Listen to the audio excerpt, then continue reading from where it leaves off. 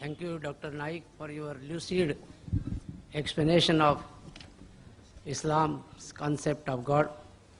My simple question is, you have talked about racial brotherhood, linguistic brotherhood, blood brotherhood, and so on, and they are the disturbers of the concept of universal brotherhood. But you have not talked on the concept of kafir, I think, which is one of the most important disturbers of universal brotherhood in the world. Can I have your name, brother, so that I can answer you in a better way? Yes. Professor Nigar from Bhiwandi College.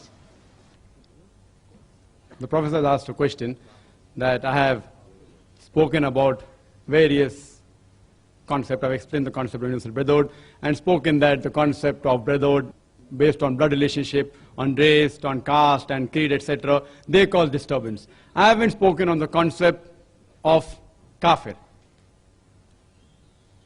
Brother, kafir is an Arabic word which comes from the root word kufr, which means to conceal, to hide. It also means to reject. And in context, in Islamic context, it means that any person who conceals or rejects the truth of Islam. Anyone who rejects the truth of Islam is called as a kafir. Anyone who rejects the truth of Islam, that there's one God and Allah subhanahu wa ta'ala, all that I spoke, he's a kafir.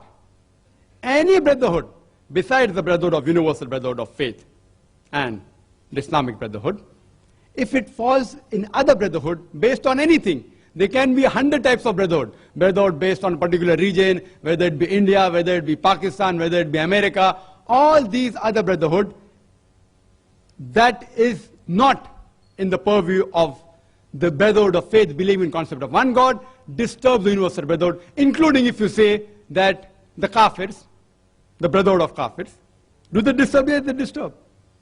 What is the meaning of kafir? Anyone who rejects the truth of Islam.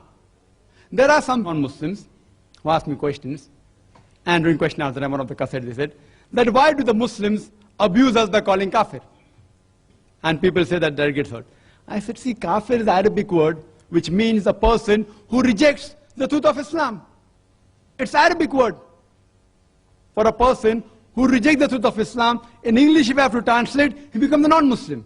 So a person who is a non-Muslim who rejects the truth of Islam, he is called as a kafir. It's just a translation of the English word non-Muslim. So if you say that don't call a non-Muslim a kafir, how can I do that? So if a person says, why do you call me a kafir? Don't call me a kafir. So I can tell that you accept Islam and stop calling a kafir. It's only an Arabic word for non-Muslim. Hope that answers the question.